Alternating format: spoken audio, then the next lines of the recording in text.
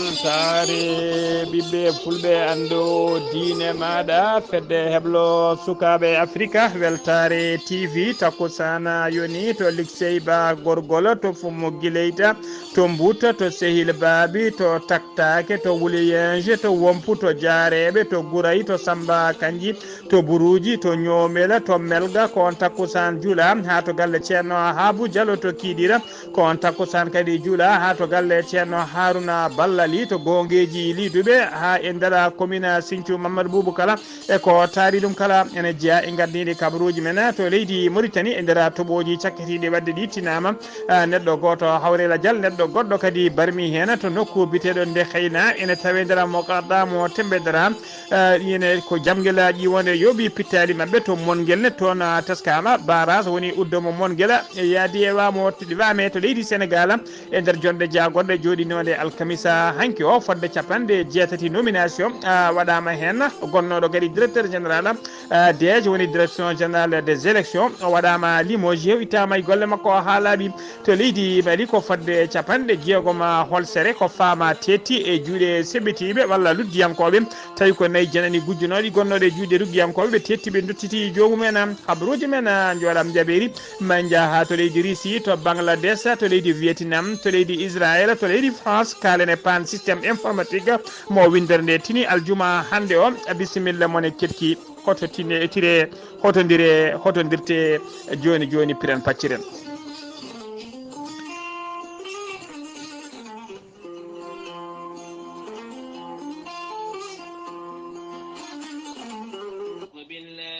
الشيطان الرجيم الذين إذا أصابتهم مصيبة قالوا إنا لله وإنا إليه راجعون صدق الله العظيم batake jam gondaɗo hono Diallo Amadou ko ɓi duttiɗo Diallo Samba Hammadi ko ɓi duttiɗo Diallo Hammadi Yero ko ɓi duttiɗo Diallo Woppa ko ɓi duttiɗo Diallo Abou Amadou ko ɓi duttiɗo eɓe denta kamɓe kala ɓe pecca sunare e dendagal bandiraɓe sehilaɓe hoddiɓe kala ustare jinnaɗo mabɓe gorko biyetenoɗo Diallo Demba Gallo gonnoɗo joom wuro witengo Baba Ngolo ko alkamisa hanki o yalti o hoti e joomi ko toon to Baba Ngolo o yaltiri aduna ko duuɓi capanɗe jeenayyi e duuɓi jeetati o yalti aduna noon ko kikiɗe hanki sanga 4 kikiɗe yettiniɗo wulago ngo noon ko biteɗo Guetta Hammadi Gallo noon ko tanuma duttiɗo ko taweteɗo to leydi France ko kañuma yettiniɗo wulago eɗen mbiyata hande Allah yurmotomo yaafoma harnamal janna kanko e dendagal mayɓe julɓe kala allahumma amina ha joni ɓatake jaam gondaɗo hono biteɗo Samba Gedda Ñang ko ɓi duttiɗo Oumara Gedda Ñang ko ɓi duttiɗo Diary Gedda Ñang ko ɓi duttiɗo Malle Ñang ko ɓi duttiɗo Yero Samba Guetta ko isuma duttiɗo Samba Ousmane Guetta ko ɓi duttiɗo Guetta Hammadi Gallo jittinɗo wulago o ko ɓi ko tanu jittinɗo wulago tawateɗo to leydi France eɓe ngullo dendagal bandiraɓe sehilaɓe e hoddiɓe kala ustare jinnaɗo mabɓe biyetenoɗo Yetta Seydi Ñang noon ko o hoti o yalti aduna koto wiyete Ganguela makko booɗo o yaltiri aduna ko duuɓi temedere e duuɓi ɗiɗi e dow inde ceerno Haabou Diallo hoorejo heblo sukaɓe Afrique en pecca sunare dendagal ɓesgu makko ɗen mbiyat hande Allah yurmotomo yaafamo harnamo aljanna kanko e dendagal mayɓe julɓe kala allahumma amina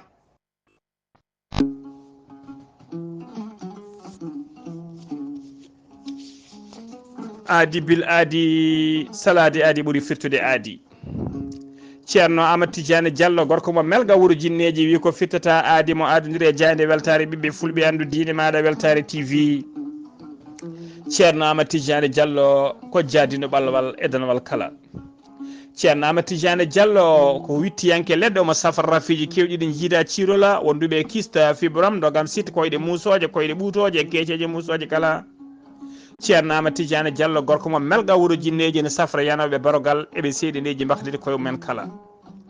ceerno Amadou Tidiane Diallo mo melga wuro jinneji dendagal rafimano fotiri kala so tawi oɗon maldana balɗe tati on ɓurdirta ɗon tawa wi wen a wi alhamdoulillahi rabbil alamina ceerno Amadou Tidiane Diallo gorko mo melga wuro jinneji ne safra dendagal rafijo gorago no didonno yawɓe yitade koye mena ustoraɓe gorago e jippiɓe leece kala ceerno Amadou Tidiane Diallo en fanno mo jogui leɗɗe fannuji ɗiɗi hen leɗɗe mbiyete ko meeɗi moosa a ƴetta ɗum joni joni moosa no furi no furu leɗɗe goɗɗe ɗe wiyete ko yeddi ƴeewa ɗen ko urete awrata ɗum joni joni jiituɗa hoore maɗa ceerno Amadou Tidiane Diallo gorko mo melga wuro jinneji caggal nde waɗi jillu makko to Madina Gounass o ari ɗo to Nouakchott lamorgo leydi Mauritanie omo andina dendagal kiline makko e oɗo saaha mo tawe to leydi France to leydi France kala jokkodirɗo jiɗɗo jokkodirde makko mbatta ko numéro makko leydi France ko numéro makko kadi WhatsApp mbatta ko 00336 04 04 66 27 ceerno Amadou Tidiane Diallo ne andide dendagal kilide mum base makko tawateɗo to Dakar ne golla hano hannirtani ene tawi ɗon miñi ko ne wiye ceerno Abdoulaye Diallo numéro mum téléphone mbatta ko 77 714 94 15 ceerno Amadou Tidiane Diallo ne andide dendagal kilineɓe mum tawateɓe la polpolol dande maayo ɓe Mauritanie Sénégal wonde base makko ne tawi to Dagana Mauritanie to Dagana ha to Rosso Mauritanie kala ene tawe ɗon sehil makko ne wiye ceerno Amadou Dia gorko mo leeraɓe numéro mum téléphone mbatta ko 77 537 79 28 ceerno Amadou Tidiane Diallo ne wiye dendagal kilineɓe mum to gonɗon ene gonirɗon kala mo wen hitande hesere hitande ujunere temedde nayyi capanɗe nayyi e jeegom omo wiyon kadi hitande moƴƴere hitande ɓuurala yo Allah rokken tawtorede oɗo saaha mo wuuri allahumma amina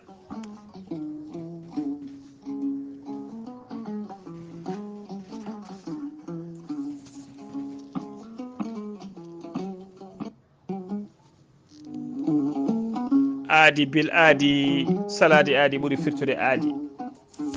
ceerno Djiby Sy ko wittiyanke leɗɗe ko safriyanke safruji fina tawa ceerno Djiby Sy ko gando bindi ko laaɓaɗo leɗɗe jaadino ɓalwal danawal kala ceerno Djiby Sy ne yawran ɓeɗo ɓe arsigaji men tippi ɓeddaɓe korte wonduɓe dabaruji ceerno Djiby Sy ene yawran ɓe rewɓe ronkuɓe sowade e rewɓe dartoraɓe kala ceerno Djiby Sy ne jogui leɗɗe a ƴettat leɗɗe ɗe taw ko rafimo gonduɗa mo reedu ma fonno sekede yaltine o rokkuma leɗɗe jara reedu ma rafiji ɗi foof jalta ha laaɓa e nder reedu ma taw reedu ma sekaka ceerno Djiby Sy ne jogui leɗɗe fannuji tati hen fannu goto ko sappo e tati rafi safrata rafi goɗɗo leɗɗe goɗɗe ɗe ne safra sappo e jeenayi rafi fannu tataɓo ko kawisaji Allah waddate koye gawri samme walla gawri ndemiri sa yetti ɗum fodde temedde rafi ne yalta e ma ha laaɓa ceerno Djiby Sy ne andina dendagal kilineɓe mum e oɗo saaha joni omo tawe to kay hayɗi to leegal bitegal kebbe sara école kesomo kebbe lawol faade liksebo gorgol ceerno Amadou Tidiane Diallo ceerno Djiby Sy ene andina dendagal kilineɓe mum kala jiɗɗo jokkodirde makko to banggue téléphone to banggue WhatsApp mbatta ko 47 22 80 84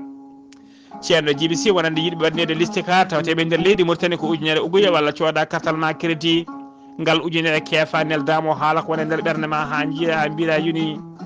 so tawi ko tawateɓe leydi Sénégal e dendagal leyɗele caggal leydi kala omo jogui numéro Wave e numéro Orange Money liste karo waɗi ɗum ko temedde nayyi mbuɗo waɗi 2000 francs CFA o numéro makko Wave mbatta ko 78 128 35 98 ceerno Djiby Sy ko labde reedu malaɗo woni so tawi wayannama ka miskino safruma ha mbiya wen kawa hay mbuɗa yoɓani ceerno Djiby Sy alhaali mum foof ne newi dendagal rafi gonduɗa e haaju gonduɗa o ɓurata hen ujunaji jeegom uguya so tawi ko CFA o ɓurata ujunaji ɗiɗi waɗi 10 000 francs CFA ceerno Djiby Sy ne andin dendagal kiline mum ɓe Nouakchott base makko ne golla ha no hannirta ni ne tawe ɗon e miñi ko ne wiye ceerno Alassane Sy numéro mum téléphone mbatta ko 36 62 04 99 ceerno Djiby Sy ko labdo reedu kommalaɗo woni mbadden danɗo faade makko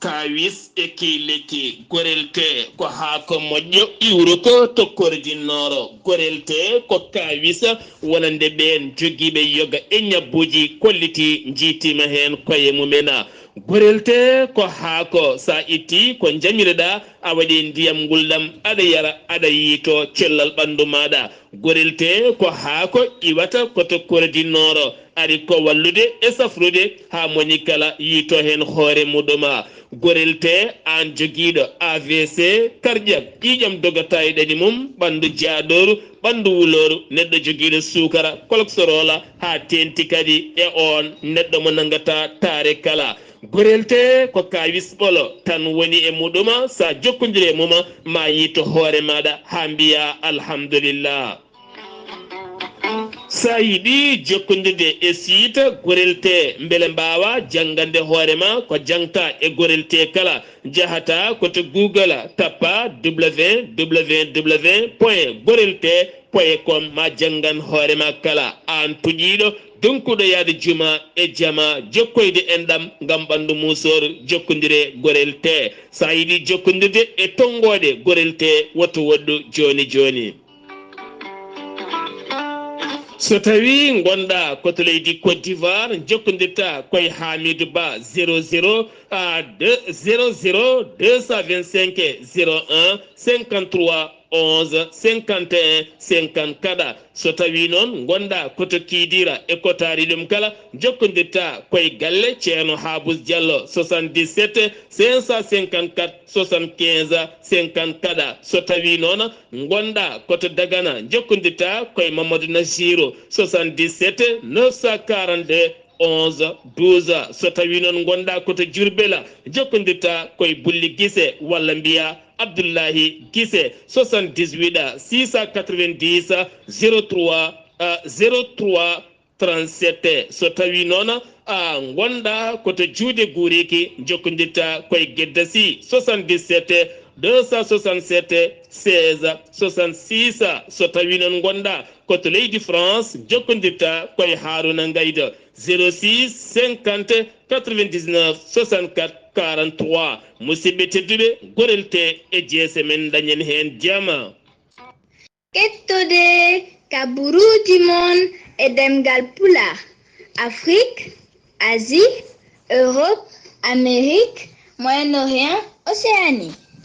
jam ñalle mon musidɓe tedduɓe eɗen gone aljuma 19 lewru mars juillet hitande ujunnaji ɗiɗi e nogas e nayya habruji mon e demgal pula e sowte ko musidɗo mon sehil mon Ghali Abouba to karallagal ha mbawon yiide en to banggue natte ɓosojo ko miñi men sehil men Saydou Abouba hono mbiruɗen gardinde kabruji men koto leydi Mauritanie puɗɗoɗen catala halfinagal ko fate riwidade toɓoji e nder leydi Mauritanie ɓe kolori tigui e nder toɓoji cakkitiɗi ɗi tinama neɗɗo goto wasi hen fittade mum neɗɗo goɗɗo kadi barmi hen e nder région de Hoddala Charqi to wuuro wiyetede Kheyna ene tawe e nder muqaɗɗade Tembadra ɓe kolliri noon ko jamguel ƴiwode ko kañum tigui woni ko saami e mabɓe ɓe kolliri kadi wonde toɓoji ɗi caabima kay ha kay caabima kay halkare daabeje kewɗe e nder oɗon diwan laabi kewɗi kadi teskama boni toon e nder région de Gorgol noon laamu ngu holliri tigui wonde kay uddo woni barrage mum mon guila yaadi e meji Allah e toɓoji ɗi hewde ndiyam ha joni ko leydi Mauritanie keddoɗen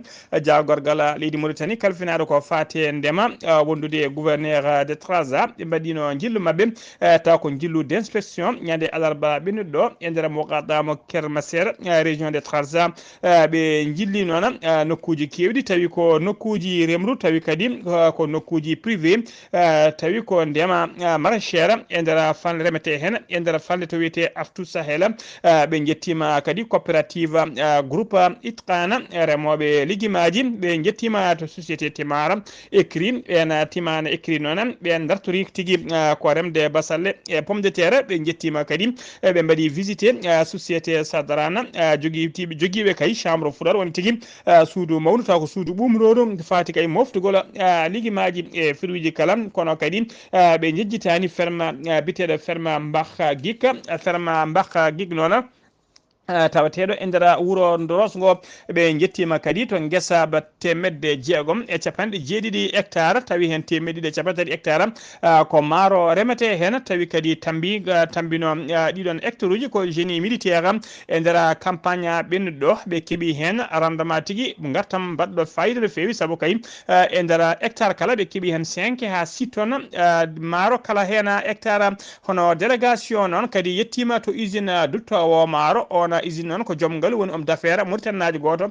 biyeteɗo Ahmed Wula Amara Boudja kañum jeeyi oɗon usine noon ne jogui hattani kay duttude kala ñalawma ko famdi kala temedere capanɗe joyyi tonnes tawa ko maaro délégation régional du délégué régional du ministère de l'agriculture e nder Trarza noon o holliri kay ɗiɗo résultat ji kala keɓaɗi ko yidde kay ɗoftude e ko caggal kay ndeɓe ndewi miijo hoorejo ɗi ndi hono Mohamed Cheikh El Ghazouani o holliri kadi dole mbaɗama hen ha hikka kay woni goo e nder région de Trarza ko capanɗe 4 hectare ene reme tigui hano hannirta ni e nder Trarza kadi ko hikka woni goo kay ko leydi fuɗɗidi ko leydi ndi e nder leydi ndi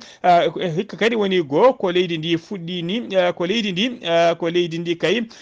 fundi ni ina rema ko leydi fondi ni ene reme e nder falde Trarza ha joni ko leydi Mauritanie keddoɗen autorité ji administrative ɓe wilaya Nouakchott banggue rewo Nouakchott du Nord ɓe kolliri tigui wonde ɓe dokki yamirore woni ɓe dokki autorisation juɓɓingol kay meeting ñande alata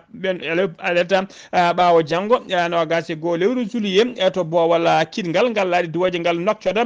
dokkide kay autorisation meeting mo biran Dawoul Abeydi yiiɗi yuɓɓinde toon siifi autorisation noon ko hakem mo gadda hono biteɗo Dardiala lem haba meeting o noon ɓe kolliri fuɗɗoto tigui ko 14 heures woni 2 heures ha 18 heures woni ha 6 heures kikiɗe biran noon idino tigui ñagade autorisation wadde meeting mum o ñaguino ko hakim mo Tafrak Zeynep kono noon o noon wino ko loppete e jaɓani hokkudema oɗon autorisation o dallodiri noon salade hokkude oɗon autorisation wonde kay ko leydi ndi e oɗo saaha joni ndi wona deññino fewi tigui leydi ndi ne farwi e oɗo saaha o yiiɗa kadi hokkirde autorisation ngaji guila wadde dillere walla wadde tigui gañiɓe walla naggaɓe e nder leydi he ko ɗum hakkimo Tafrak Zeynep salori noon oɗon autorisation ha joni ko leydi Mauritanie keddoɗen jagorgal leydi ndi kalfinare ko fate cellal aadi woni ministre de la santé biteɗo na Hamintou Meknas o siifi kayita tawi ko note circulaire on kayit noon ko erade dendaga on e nder on note noon omo eri dendaga responsable uji de l' administration centrale et directeur uji hôpital uji ardiɓe service aji e nder ardiɓe service aji kala nde dartono dole mumen ponno haɓade kay mi weele mi dawa e mi weele mi wasa dawde kono yoga e docteur eɓe o safroɓe mbaddata e kala saaha e nder cuuɗi cafriɗi e nder leydi Mauritanie ene teska noon hewɓe tigui dawata e tawa jokki koye golle mumen hewɓe kadi ene teska garata ko waktuji tawa wona waktuji gara ko nangue hoore kellew kadi ko adi ko waktu jippoɗo ene yona tawa kooti walla jeehi e haajuji men yidde makko noon kanko ministre de la santé na Hamintou Meknas ko ɗum yo ɗen gueɗe yo dokko ha laaɓa e nder leydi he o rokki yamirore noon o halfini noon dossier o ko secrétaire général et directeur des ressources humaines te ministère de la santé nde toppito kay oɗon nodde circulaire ha wawa tigui waɗede appliqué e nder dendagal nokkuji e nder nokkuji cafri woni hôpital uji e dispensaire uji kala nokkuji cafriɗi kala e nder leydi Mauritanie kala ha joni habruji men ɗemgal Pulaar sen ummima to leydi Mauritanie koto leydi Sénégal paɗen Sénégal najo goto warama alkamisa hanki o to Paris lamorgo wala fendo o yaranno koye duuɓi nogas jeeɗiɗi o fella noon ko o fella koto legal Champs-Élysées ko police mo leydi France kañum fellimo ko kanko noon idino tigui barminde taw ko labbi makko jogui o barmini policier goto police goɗɗo tawanoɗo ɗum kañumne ko ɗon dufti firel mum itti wonki makko nde fellimo ko ɗon tigui o barmina kono noon waktuji seeɗa pawi hen ko hen tigui o hooti e joomi ko haɗani noon paquet o de Paris udditi hen enquête muɗuma yinnode kay udditi hen paquet mum tawa kadi enquête o noon ko yinnode warde policier fonctionnaire des police kanko sagata baraɗo o noon omo tuuma kadi yoɓade fittadu neɗɗo goto ko ɓattiɗomo e nder banlieue mo Paris waktuji seeɗa kay ko adi komo waɗa jangu makko toon to Champs-Élysées enquête o noon holliri tigui wonde Sénégal najo holliri kolliri koye wonde ko Sénégal naajo nationalité ko nationalité sénégalaise ko gandaɗo kadi e nder commissariat ji de police ɗi paari e kolliri on wonde piste terrorisme kam ɗum waɗama écarté woni tigui wona miijo terrorisme mato ko bandiyagal tan walla Allah andi ko saburi ɗum kono kam wona gueɗe terrorisme en ha joni ko leydi Sénégal keɗoɗen e nder jonde jagorɗe joɗinode alkamisa hanki sappo jeetati lewru morso woni juillet 2024 horeji leydi ndi hono Bassirou Diomaye Faye o waɗi hen nomination ngaji kewɗi tawi ko par décret par décret e nder nomination ngaji hen on jaydi yanke tawi ko rédacteur gonnoɗo rédacteur en chef jayde witende tribune e Africa e jayde witende Africa Check hono biteɗo Mama Ngora Ngom oɗo saaha ono mama secrétaire ono mama tigui directeur général du bureau de l'information et de la communication du gouvernement woni directeur général BIC gouvernement hollirama kadi hollirama tigui wonde kay wittiyanke goɗɗo jangguinowo goɗɗo taw kadi ko wittiyanke woni enseignant chercheur en droit constitutionnel biteɗo Ngouda Mboupo onne no mama PCA woni président des conseils d'administration port autonome mo Dakar o lomti noon ko biteɗo Moussa Sy noon ko ex maire Parcelles Assainies hono biteɗo Ousmane Diagne onne no mama président des conseils d'administration des fonds d'entretien routier autonome woni PCA FERA ɗiɗo hon tigui FERA ko on tigui woni ponomaɗo on poste ko noon kadi e poste hono ɗiɗon poste uji goɗɗi kadi fodde capanɗe jeetati e goho cadre mbawi tigui e nomede e ɗi e poste uji ha joni koye leydi Sénégal keddoɗen biteɗo Thiendella Fall ko kañum wonno directeur général des élections ko kanko ardino catala bitengal ko catala bitengal DG woni tigui direction générale des élections ko kanko catala tambinongal kala ko fati sungoji e nder leydi Sénégal o waɗama limogé woni tigui ittama e golle makko ha laaɓi ardade kay DG e saha noon e oɗo saha noon heeɓi tigui directeur ardi tigui ngal ɗon catala ko biteɗo Biram Sène noon kañum wonno directeur des formations et de la communication de catal ngal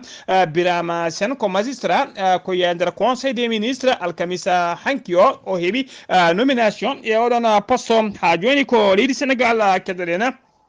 brigade spéciale de douane tawateɓe to beele aéroport Blaise Diagne ɓe kolliri tigui ñande alerte sappo e nayyi lewru juillet 2024 ɓe teeɓima sanga 23 heures woni 11 heures jamma drogue kewɗo taw ko drogue mo hinde cocaïne ɓe kolliri ko capantati e jeegom paquet poids muɗum ko capanɗe nayyi piccal tati kilogramme jaru muɗum noon e qime ha milliard uji tati ne fawi temedde ɗiɗi million taw ko franc CFA drogue o noon tawano koye wolisaji tawi kadi koye bagasuji debbo goto jibinande fraise walla fraisenajo ha joni ko leydi Sénégal keɗoɗen sagataɓe ɗiɗo hen goto ne yaranno duuɓi sappo e goho gonguel guel yaranno duuɓi sappo e ɗiɗi sukaɓe tokol woni kurkaji mbasi pittali men to Kolda e nder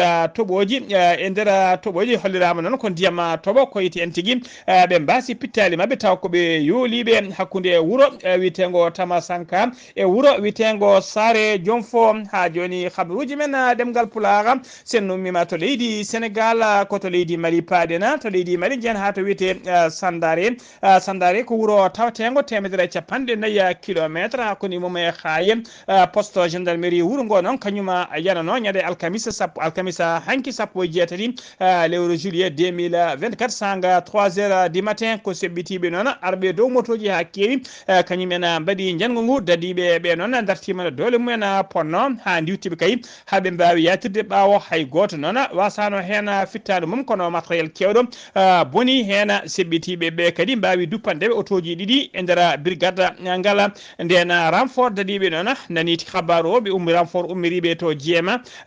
jeema fotti e sebbitiɓe noon mbawi tigui kuure condi doki hakkude mabɓe ha heewi ɓe mbar ɓe joɓima pittade sebbitiɓe hewɓe hono holliri kay communiqué mo dirpa ha joni habaruji men ɗemgal Pulaar to falde gawo dadiɓe leydi Mali ɓe hinde fama fama woni forces armées malienne ɓe kolliri tigi wonde ɓe tetti nayi kewɗi gujjaɗi joni jujjaɗi gujjaɗi kaya ta gonnoɗi e juuɗe wat boniɓe taw ko ruggiyankoɓe e nder falde gawo ɗum wonno ko guila ñande alerte sappo e nayyi lewru juillet 2024 ɗum gonɗen ɗum ɓe tetti nayi ɗi noon koye nder ɓe tetti noon fodde kay kene wona capanɗe jeegom holsere e juuɗe ruggiyankoɓe to nokku biteɗo arahabu noon arahabu goro ko falde gawo ko ñande talata sappo e jeegom lewru juillet autorité ji tawateɓe to Baria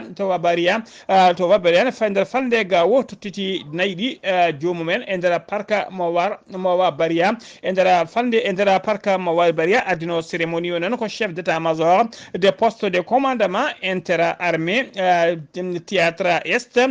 de l'opération Maliko hono colonel Abdou Samba Silla autorité ji ɗi noon e éliji lokkoji kewɗi mbawi tawtorede cérémonie tottitgol nayi ɗi jomumen laamu ngu noon woni autorité ji administrative et les élus locaux e dendagal population kala kolliri weltare men mawde no feewi e ɗeɗo golle paydine ɗe faama waɗata e kala saaha ha joni koye on fannu keddoɗen état major général des armées mo leydi Mali ɓe kolliri tigui nder communiqué mabɓe wonde faama woni forces armées malienne waɗino opération men pattamali miijo to nokku biteɗo dawna capanɗe nayyi kilométre banggue hirnangue ñoolo ɗum wonno ko ñande sappo e jeeɗiɗi lewru juillet 2024 nde gonɗe ɗum faama noon wari hen seɓɓitiɓe yonɓe no feewi ɓe tawriɓe kadi tettiniɓe matériel kewɗo fodde kay motoji joyi wondude e talkiwal tigui goto type TIT wondude déchargeur radio e téléphone aji ɗiɗi portable wondude e petelaji tati hinde PM e wondude chargeur uji jeegom ɗi PM wondude e maillot PKM garni ha joni koye on fannu keddoɗen faama woni forces armées malienne ɓe kolliri tigui wonde ɓe jiitino ɓe pirti ha soori ladde base taw ko base seɓɓitiɓe ñande sappo e nayyi lewru juillet e saaha kay ɓe gonno e ordoyade e nder falde biteɗo waratama e nder tawi e nder cercle mo yoro soro ɓe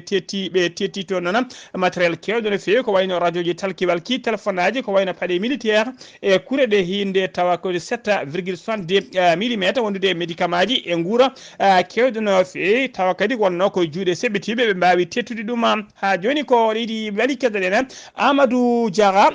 yal Kouye ko secrétaire général du ministère des sports o waɗama limogé woni tigui o ittama ha laaɓi e golle makko saabi ɗum noon ko wasdemo moƴƴinde voyage taw ko voyage tigui ɗanngal mo équipe nationale leydi fugo koyngel mo leydi Mali woni les aigles du Mali voyage moɓe mbaɗatno faade toon to Johannesburg e nder Afrique du Sud to ɓe jahanno kay ɗaftodiri yeyde ko fate éliminatoire coupe du monde 2026 tawi ko 4e journée o limoja noon ko ñande sappo e jeegom lewru juillet 2024 ndu gonɗen ndu ko ministre des sports waɗimo limogé wasdemo kay wadde golle makko hano hannirti les aigles du Mali teskama tigui ponno yaade toon to Johannesburg ko yaade kay fottude équipe de Madagascar ɓe ponno noon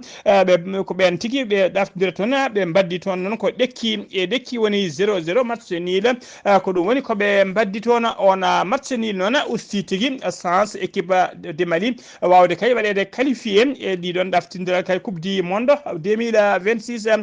voyage o fonno wadde ko ñande aset jeetati lewru juillet 2024 kono noon faɓɓiti balɗe ɗiɗi saabu ko ñande altine sappo lewru juillet ko nena ɓe mbaɗi voyage o holli tigui wonde hunde nde haydara hen rewani lawol ha joni ko leydi Mali keddoɗen syndicat autonome société ndiyam taw ko ndiyam robinaji di Mali biyeteɗo société biyeteɗo SOMAGEP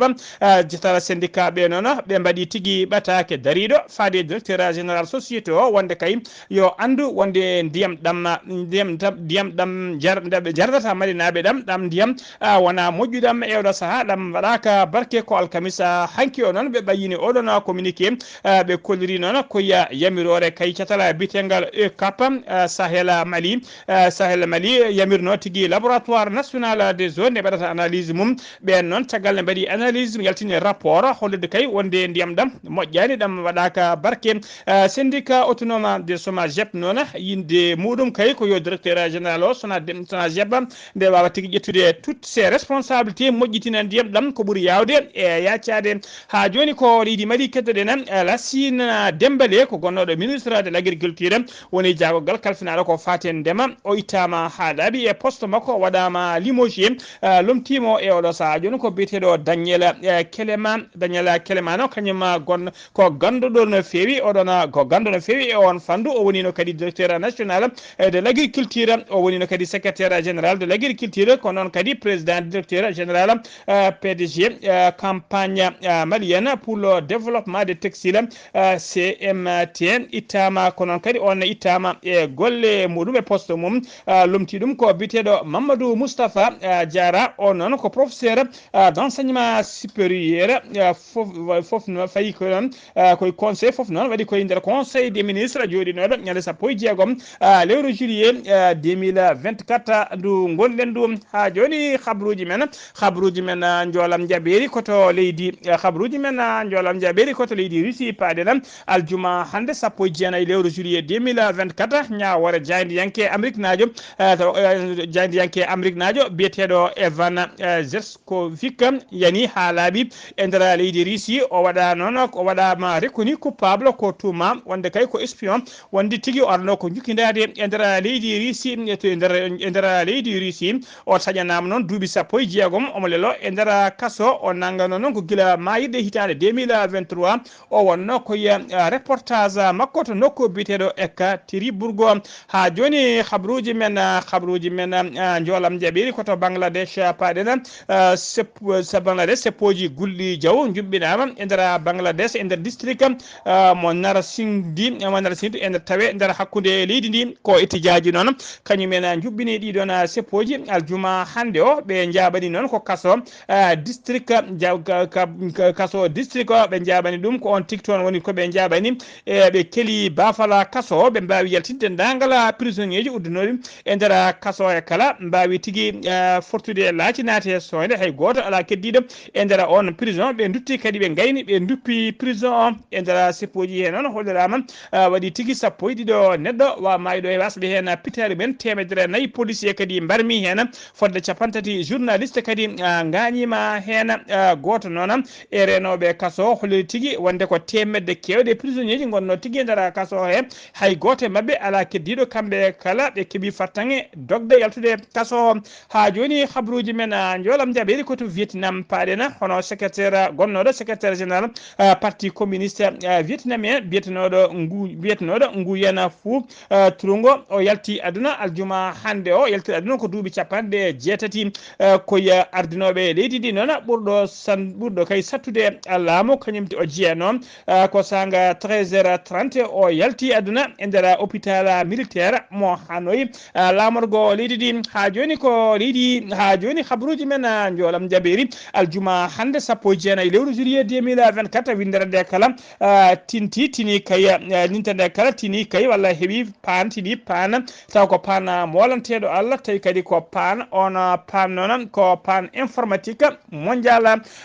leydi kewɗe noon réseau ji mumen taw ko réseau de transport ha tengti noon transport laaɗe diwoje waɗi tigui perturbé ɗum jiiɓorima ɗumen no fewi voluji kewɗi woni laaɗe diwoje kewɗe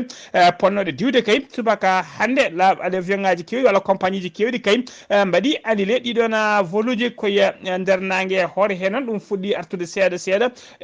reftude seeɗa lawol service aji d' urgence kadi e service aji financier wone banque uji kewɗi kañum e koye mumen tini tigui oɗon pano noon ummiri tigui koye entreprise de super sécurité growde strict ko on systéme on tigui waɗi dysfonctionnement saabi kadi défaillant systéme Windows e nder windere he kala pano noon fuɗɗi ko sanga 6h subaka aljuma hande o aéroport uji kewɗi to dowlaji tenduɗi Amérique to France ha e leyɗele Allemagne e leyɗele kewɗe tiskima kay subaka hande o laade aéroport uji kewɗi uddi voluji kewɗi kay mbaɗiyama annulé ko addi kay ko réseau on attira seeɗa ha joni habruji men jolam jaɓeri koto leydi Israël leydi Israël heeɓi tigui jangu taw ko aljamma alkamisa hanki faya subaka aljuma hande 19 lewru juillet 2024 jangu waɗi koto Tel Aviv sanga 3h15 minutes waktu mabɓe e ngan sanga Fouta e Kumbaru ene woni 0h woni minuit 15 minutes waktu Fouta Fouta janngo ngu noon ko fettande mawde woni explosive nden fettande kadi ɓe cikki uriɓe koto dow robel noon ɓe huddisa yeminiti hen jeytima janngo ngu wonde kañumen mbaɗi nguɗon janngo e nder communiqué mabɓe losgoji ne jokki hen ha joni habruji men joɗam jaɓeri koto leydi France paden biteɗo Yael Braun Pivet waɗama rééli ko kanko wonno présidente de l'Assemblée nationale mo leydi France oɗo saaha kadi o arti e oɗon poste caggal kadi nde ɓe mbaɗi jano sumgoji caggal nde ɓe jano sumgoji kanko noon ko ɓattiɗo Macron hoolejo gendi France koye vote serré noon saabu kay ɓe jeehi ha 3e tour ko nden tigui o wawi hebde nguɗon polgo ɗaftodiran noon koye biteɗo André Sasey o fi ɗum noon ko ngal alda e guule saabu kay hakkude mabɓe fodde 220 voix woni tigui kartine woni hakkude mabɓe saabu kay kanko heeɓi ko 297 voix André ko kanko ɗum tigui woni ko heeɓi so tawi ko biteɗo André o kañum heeɓi ko 207 voix musidɓe tedduɓe gasi ha laaɓi ceer ko ɗum ɗo wonno ko min tongal ɗon habruji mon e ɗemgal Pulaar e sawte ko musidɗo mon sehil mon Ghali Abouba to karallagal ha mbawal yiiden to banggue nete ɓosoje ko miñi men sehil men Saydou Abouba ketki malaki jaam Allah jogomi jogo